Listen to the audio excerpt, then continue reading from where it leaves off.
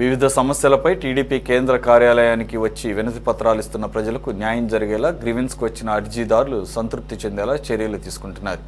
ప్రతి అర్జీని పారదర్శకంగా పరిశీలించి కింది స్థాయిలో పరిష్కారం కాని వాటిని సీఎం చంద్రబాబు దృష్టికి తీసుకెళ్లి సమస్య పరిష్కారానికి చర్యలు తీసుకుంటున్నారు. ఇవాళ జరిగిన ప్రజా వినతుల స్వీకరణ కార్యక్రమంలో అనేక మంది తమ సమస్యలు విన్నవించుకున్నారు. మాకు దస్తావేజులు నకలు అన్ని కాగితాలు మొత్తం ఉన్నాయి. వైఎస్ఆర్ పార్టీ వాళ్ళు దౌర్జన్యంగా దానిలో పండించుకుంటా మా మీదకు వస్తున్నారు. కోర్టు ఆర్డర్ వచ్చినా సరే, మేము కోర్టులో గెలిచినా సరే ఆర్డర్ని ధిక్కరించి తొలగతలేదు. ఎంఆర్ఓ గారికి అర్జీ పెట్టాము, ఎస్ఐ గారు వచ్చారు, అయినా కానీ వాళ్ళని కూడా ధిక్కరిస్తున్నారు. మీదకు వస్తున్నారు. రౌడీ షీటర్లు తీసుకుని మీదకు వస్తున్నారు. కళ్ళం మోహన్ రెడ్డి అనే అతన్ని 2 సార్లు కొట్టారు.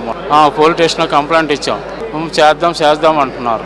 అక్కడ పని అవ్వట్లేదని ఇక్కడికి వచ్చాం. లోకేష్ బాబు గారి దగ్గరికి పని చేస్తారని ఇక్కడికి వచ్చాం.